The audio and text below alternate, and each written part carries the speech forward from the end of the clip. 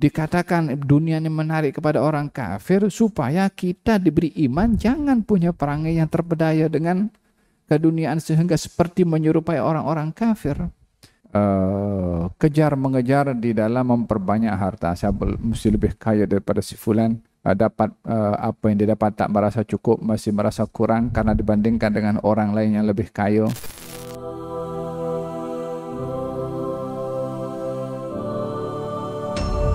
Yang sedang dikejar oleh manusia daripada keduniaan, akhirnya pun juga akan binasa juga. Emma dia pergi dulu, atau dia akan pergi dengan dunia yang berakhir juga dengan kehancuran. Oleh sebab itu dikatakan pada ayat ini, dunia dalam bentuk kehidupan. Innamal hayatud dunya.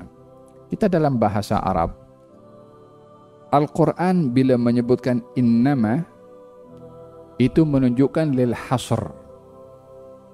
Lil hasr itu menunjukkan tak akan lebih daripada itu. Tak boleh lepas daripada itu. Kalau saya katakan innama ja'a Muhammad, sesungguhnya yang datang hanya Muhammad, tak ada lain selain daripada Muhammad. Beza kalau saya kata ja'a Muhammad, Muhammad datang. Mungkin sekejap lagi Ali datang, sekejap lagi mungkin Ahmad datang, sekejap lagi mungkin Mustafa datang. Tapi kalau dikatakan innama ja'a Muhammad, sesungguhnya yang datang itu Muhammad, tak ada lain lagi selain daripada Muhammad. Allah ketika mengabarkan tentang dunia menggunakan innama. Innamal hayatud dunya. Sesungguhnya, hanya saja kehidupan keduniaan itu laibun, permainan, walahwun, hiburan, wazinatun, perhiasan, watafakhurun bainakum, saling bangga membanggakan satu dengan yang lain, watakathurun fil amwali wal awlad, dan saling memperbanyak harta dan anak-anak satu dengan yang lain. Ini kehidupan. Ada tak kehidupan dunia lain daripada lima ini? Tidak ada. Permainan, ya, di dunia ini macam-macam jenis permainan. Lahwun, hiburan, mula daripada kita punya handset, telefon bimbit di rumah, TV dengan macam-macam program, TikToknya, ya kan? Bukankah hiburan semua? Bukankah manusia cari hiburan melalui semua itu? Kemudian wazinatun, perhiasan. Bukankah dunia ini terhiasi dengan keindahannya? Ya kan? Pemandangannya, kekayaannya, keindahan tumbuh-tumbuhannya, bunganya. Kemudian watafakhurun bainakum, bangga membanggakan, yang bangga dengan nasabnya, yang bangga dengan ilmunya, yang bangga dengan jawatannya, yang bangga dengan kepandaiannya, yang bangga dengan bangsanya, yang bangga dengan negaranya, yang bangga dengan achievement pencapaiannya, yang bangga dengan apa yang dia capai daripada kejayaan keduniaan. Bangga membanggakan. Kemudian watakathurun fil amwali wal aulad, dan saling bersaing dalam menumpuk banyak harta dan pengikut atau anak-anak. Takathur fil amwal, bersaing membanyakkan harta. Kejar mengejar di dalam memperbanyak harta. Saya mesti lebih kaya daripada si fulan. Dapat apa yang dia dapat tak merasa cukup, masih merasa kurang karena dibandingkan dengan orang lain yang lebih kaya. Wal aulad, dan juga anak-anak, bangga membanggakan dengan anak-anak, termasuk bangga membanggakan pengikut.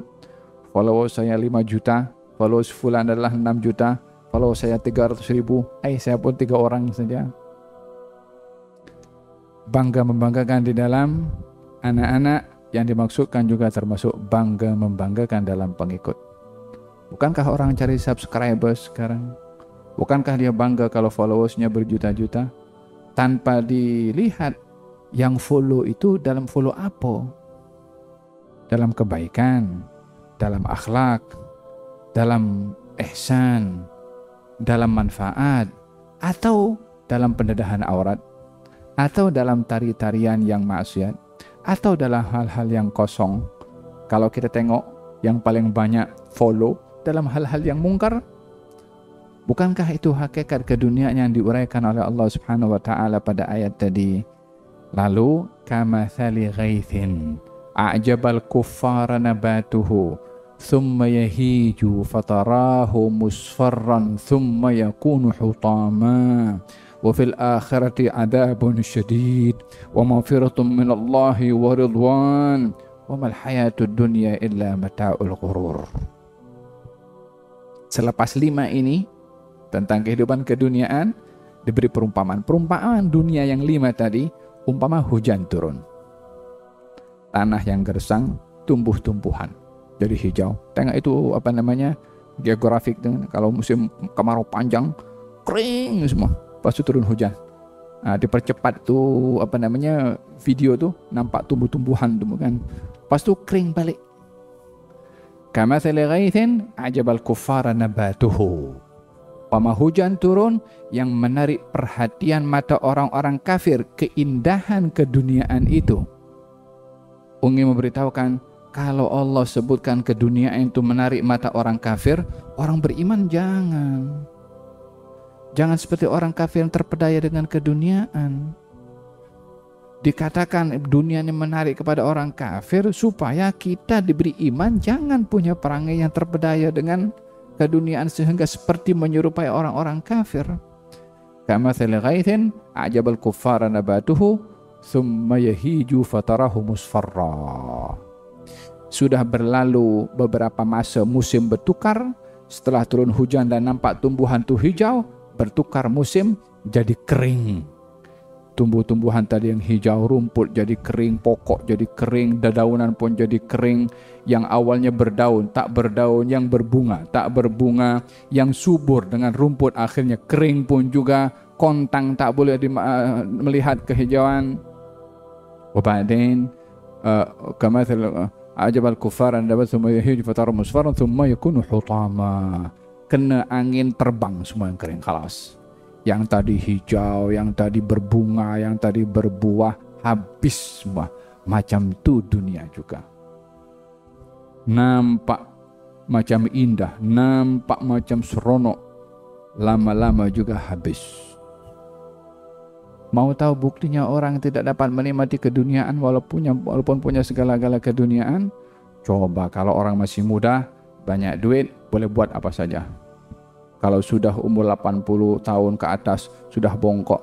Lah perempuan cenderung, wala dia ada tenaga, wala ada energi, punya duit pun naik first class pun letih dekat pesawat juga, tak boleh menikmati. Baru di dunia, baru hidup. Duit punya zero dekat bank account, tak berkira apa dia boleh buat manfaatkan dari dunianya ada, tapi tak boleh menikmati. Hakikat ditunjuk oleh Allah di dunia, sebelum hakikat nanti di akhirat. Wa fil akhirati adzabun syadid wa maghfiratun minallahi wa ridwan wa mal hayatud dunya illa mata'ul ghurur. Di akhirat yang ada, dan ini hanya 2 saja. Imma azab, semoga Allah lindungi kita daripada azab, atau nikmat dan pengampunan dari Allah Subhanahu wa taala, semoga Allah memberikan kepada kita ampun dan juga nikmat serta maghfirah dari Allah Subhanahu wa taala. Ini natijah, hasil daripada apa saja yang kita lakukan di dunia, dengan umur berapa saja yang dikasihkan oleh Allah. Di akhirat hanya 2 saja. Mahu dia di dunia seorang profesor, mau ustaz, mahu alim, mahu pelajar, mahu laki, mahu perempuan, tak kisah. Hanya 2 nasib saja di akhirat. Imma azab bagi orang derhaka, siapapun dia, wa imma nikmat dan maghfirah bagi orang yang taat, siapapun dia. Ini natijahnya, hasilnya, conclusionnya di akhirat nanti. Wa mal hayatud dunya illa mata'ul ghurur. Kehidupan di dunia ini, kata Allah Subhanahu wa taala, mata', kenikmatan, ghurur, yang menipu. Kenikmatannya ada tapi menipu. Di manakah letak penipuan kepada keduniaan? Karena ia tidak kekal. Siapa orang yang kekal dengan kenikmatannya? Tidak ada. Sebagaimana saya gambarkan tadi, kalau sudah usia lanjut, sudah tua, walaupun dia punya segala-galanya, tak boleh menikmati. Syahwat tidak ada, tak kurang, Mungkin tak ada.